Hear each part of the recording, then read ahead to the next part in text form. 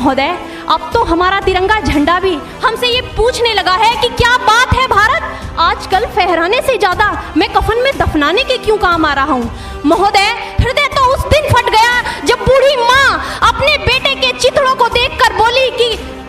साहब, आप तो भर्ती में 1 इंच भी कम नहीं लेते, मैं आधा शरीर कैसे ले लूं। महोदय,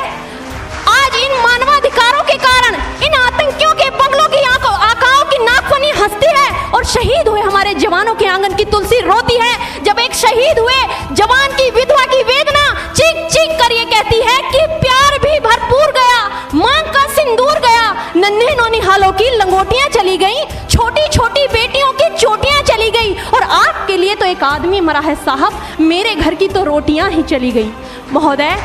किसी भी युद्ध को जीतने के लिए पहल करना सबसे ज्यादा आवश्यक है, क्योंकि इतिहास गवाह है कि पहल करके बड़े बड़े युद्धों के परिणाम बदल दिए गए हैं। परंतु आज मानवाधिकारों के कारण हमारे देश के जवान इस कदर बंधे हुए हैं कि अपनी ड्यूटी पर खड़े होकर भी वो आज पहल करने से डरते हैं, क्योंकि महोदय भविष्य में उन्हें कटघरे में खड़े होने का डर सता रहा होता है। वो ये जानते हैं कि चाहे एक उग्रवादी की राइफल से निकलने वाली गोली को ये तय करना पड़े या ना पड़े कि वो किसे लगेगी, लेकिन हमारी राइफल से निकलने वाली हर गोली को ये निर्णय लेना पड़ता है कि चाहे वो किसी निर्दोष को लगे, दोषी को लगे या ना लगे, परंतु किसी निर्दोष को नहीं लगनी चाहिए। यदि ऐसा हुआ तो ना तो ये समाज हमें छोड़ेगा, ना ही तिल का ताड़ बनाने वाली ये मीडिया हमें छोड़ेगी। और महोदय, मानवाधिकार के तले